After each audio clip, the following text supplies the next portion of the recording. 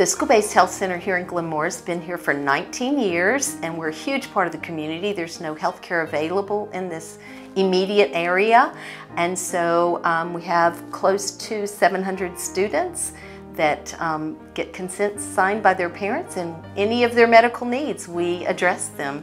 If they are sick and need an antibiotic, we have a nurse practitioner 5 days a week, we have a social worker here for counseling, and myself, I'm here every day. We give all their immunizations at no cost to the students, and we have a very large Hispanic population at our school, of which Eddie is a part of. I like to play soccer.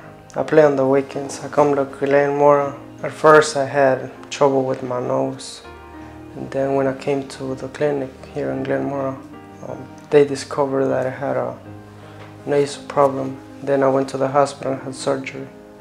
Eddie came into the center for a sports physical because he's a soccer player, and at that time, we discovered that he was having difficulty breathing through his nose.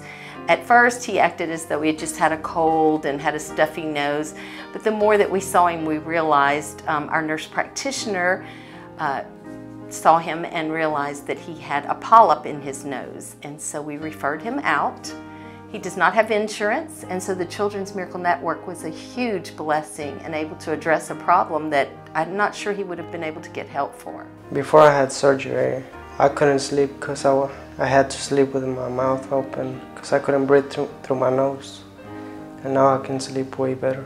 I can't even stress how important it is for people to donate to the Children's Miracle Network. There's no other way to give your money that it's staying right here in our community.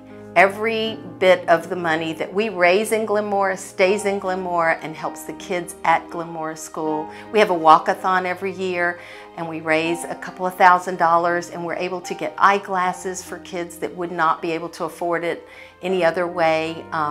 There are a lot of uninsured children that need help with prescription drugs, with referrals to doctors, dental care. I mean, if you have a really bad toothache and you can't afford to get it fixed, it's a bad situation. It is such a blessing. Any money that's donated to Children's Miracle Network, I have seen firsthand help kids in ways that you can't imagine. And I like to thank Children's American Network because at this point I don't work, and I don't know how I would be right now without the surgery I had.